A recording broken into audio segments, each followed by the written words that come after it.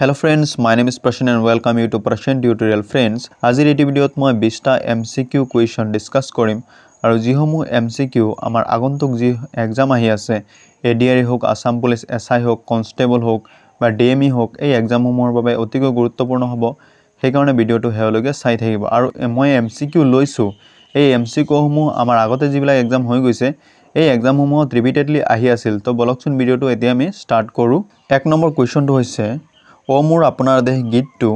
প্ৰথমে ক'ত প্ৰকাশ পাইছিল অপচনসমূহৰ ভিতৰত বি অপচনটো কাৰেক্ট হ'ব বাহি আলোচনীত বন্ধুসকল আপোনালোকে মনত ৰাখিব যে 1909 চনত বাহি আলোচনীত ও মোৰ আপোনাৰ দেহ গীতটো প্ৰকাশ পাইছিল আৰু এই গীতটো ৰচনা কৰিছিল ৰহৰাজ লক্ষ্মীনাথ বেজবৰুৱাই দুই নম্বৰ কুৱেশ্যনটো হৈছে অসমৰ কোন ঠাইক উত্তৰ-পূবৰ আমাজন বুলি জনা যায় অপচনসমূহৰ ভিতৰত সি অপচনটো কাৰেক্ট হ'ব দিহিং পাটকাই ৰাষ্ট্ৰীয় উদ্যান বন্ধুসকল এইখিনিতে এটা কথা মন কৰিব যে দিহিং পাটকাই যি ৰাষ্ট্ৰীয় উদ্যান আছে এই ৰাষ্ট্ৰীয় উদ্যানখন লৈ অসমত মুঠ 7খন ৰাষ্ট্ৰীয় উদ্যান হৈছে আৰু এই ৰাষ্ট্ৰীয় উদ্যানখন 2021 চনৰ 9 জুন তাৰিখে ৰাষ্ট্ৰীয় উদ্যান হিচাপে ঘোষণা কৰা হৈছিল আৰু ইয়াৰ আগত 2021 চনৰ 5 জুন তাৰিখে যি ৰায়মনা ৰাষ্ট্ৰীয় উদ্যান আছে সেই ৰায়মনা ৰাষ্ট্ৰীয় উদ্যানখন আমাৰ ৰাষ্ট্ৰীয় উদ্যান হিচাপে ঘোষণা কৰা হৈছিল 3 নম্বৰ কুৱেশ্যনটো হৈছে অসমৰ একমাত্ৰ মীন মহাবিদ্যালয় ক'ত আছে অপচনসমূহৰ ভিতৰত বি অপচনটো কাৰেক্ট হ'ব ৰহাত অসমৰ একমাত্ৰ মীন মহাবিদ্যালয়খন আছে তো বলকচোন বন্ধুসকল 4 নম্বৰ কুৱেশ্যনটোলৈ আগবাঢ়ো 4 নম্বৰ কুৱেশ্যনটো হৈছে ডিব্ৰু-ছৈখোৱা ৰাষ্ট্ৰীয় উদ্যান অসমৰ কোন জিলাত অৱস্থিত অপচনসমূহৰ ভিতৰত বি অপচনটো কাৰেক্ট হ'ব ডিব্ৰুগড় আৰু তিনিচুকীয়া বন্ধুসকল ডিব্ৰুগড় আৰু তিনিচুকীয়া জিলাত ডিব্ৰু-ছৈখোৱা যিখন ৰাষ্ট্ৰীয় উদ্যান সেই ৰাষ্ট্ৰীয় উদ্যানখন অৱস্থিত 5 নম্বৰ কুৱেশ্যনটো হৈছে সোণাইৰূপাই অভয়াৰণ্য ক'ত অৱস্থিত অপচনসমূহৰ ভিতৰত এ অপচনটো কাৰেক্ট হ'ব শোণিতপুৰ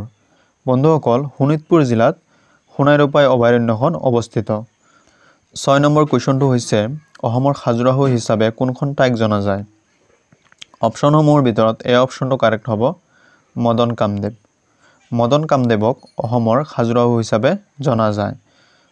7 নম্বৰ কুৱেশ্যনটো হৈছে উত্তৰ-পূব সীমান্ত ৰেলৱেৰ মুখ্য কাৰ্যালয় ক'ত অপচনসমূহৰ ভিতৰত এ অপচনটো কাৰেক্ট হ'ব মালিগাঁৱত গুৱাহাটীৰ মালিগাঁৱত উত্তৰ-পূব সীমান্ত ৰেলৱেৰ মুখ্য কাৰ্যালয়টো অৱস্থিত সংবিধান সভাৰ খচৰা সমিতিত কিমানজন সদস্য আছিল অপচনসমূহৰ ভিতৰত বি অপচনটো কাৰেক্ট হ'ব 7 জন বন্ধুসকল এইখিনিতে আৰু এটা কথা মন কৰিব যে আমাৰ যি সংবিধান সভাৰ খচৰা সমিতি আছিল এই সংবিধান সভাৰ খচৰা সমিতিৰ সভাপতি আছিল ডক্টৰ বি.আৰ. আম্বেদকাৰ আৰু এই ডক্টৰ বি.আৰ. আম্বেদকাৰক সংবিধানৰ পিতৃ হিচাপেও জনা যায় নেক্সট কুৱেশ্যনটো হৈছে ভাৰতীয় সংবিধানৰ কোনটো সংশোধনী পঞ্চায়তী ৰাজৰ সৈতে জড়িত অপচনসমূহৰ ভিতৰত ডি অপচনটো কাৰেক্ট হ'ব 73তম সংবিধান সংশোধনী এই 73তম যি সংবিধান সংশোধনী আছিল এটো পঞ্চায়তী ৰাজৰ সৈতে জড়িত 10 নম্বৰ কুৱেশ্যনটো হৈছে জাতিংগা নামৰ ঠাইখন কোনখন জিলাত অৱস্থিত অপচনসমূহৰ ভিতৰত ডি অপচনটো কাৰেক্ট হ'ব ডিমা হাছাও জিলাত জাতিংগা নামৰ ঠাইখন আছে বন্ধুসকল আপোনালোকে এটা কথা মন কৰিব যে জাতিংগা নামৰ ঠাইখনৰ বিষয়ে এটা প্ৰবাদ আছে যে যিসমূহ পৰিভ্ৰমী চৰাই আছে এই পৰিভ্ৰমী চৰাইসমূহে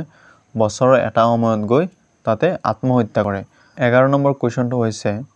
অসমে ভাৰতৰ কিমানখন ৰাজ্যৰ সৈতে উমৈহতীয়া সীমা ভাগ বতৰা কৰে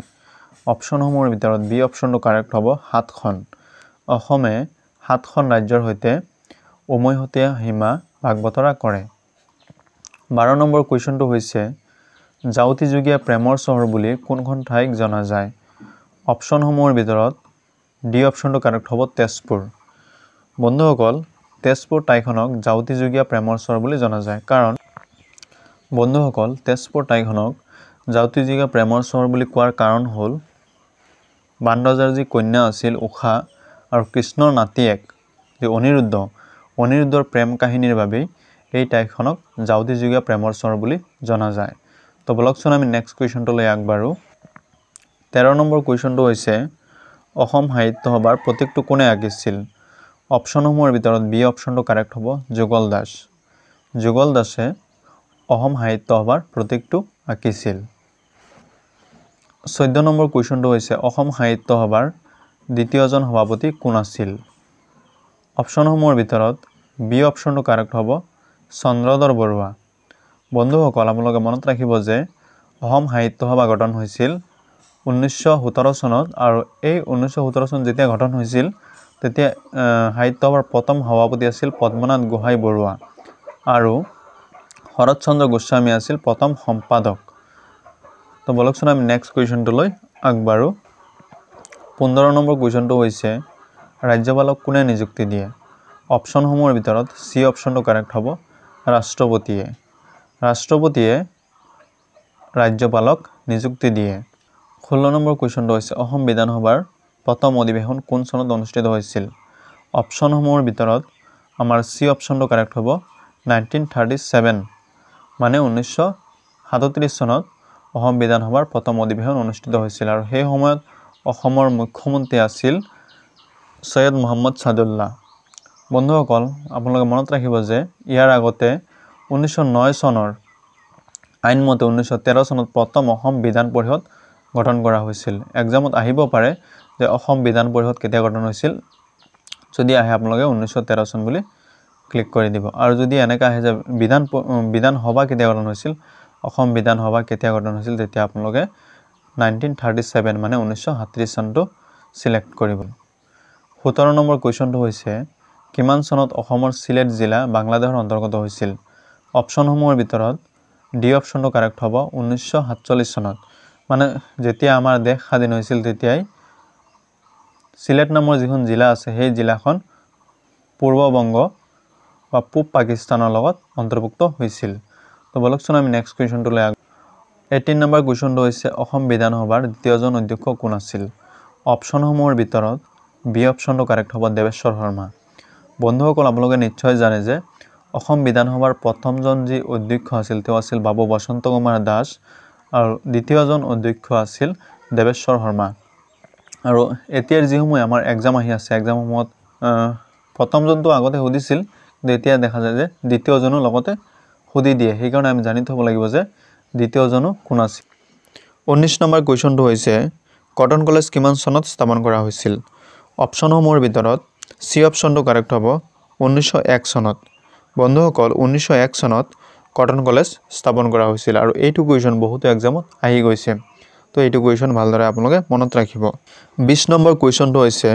পদ্মভূষণ সন্মান লাভ কৰা প্ৰথম অসমীয়া কোন? অপশ্যনসমূহৰ ভিতৰত ডি অপশ্যনটো কাৰেক্ট হ'ব অমিয় কুমাৰ দাস। অমিয় কুমাৰ দাসে প্ৰথম পদ্মভূষণ সন্মান লাভ কৰিছিল। বন্ধুসকল আজিৰ এইটো ভিডিঅ' আপোনালোকে কেনে পালে কমেণ্টত জনাব আৰু যদি ভিডিঅ'টো আপোনালোকৰ ভাল লাগিছে তেনেহ'লে এটা লাইক কৰি দিব আৰু এনেকুৱা ধৰণৰ নতুন নতুন ভিডিঅ'বিলাক পাবলৈ আপোনালোকে মোৰ চেনেলটো ছাবস্ক্ৰাইব কৰিব। Thank you so' much for ৱাচিং দিছ ভিডিঅ'।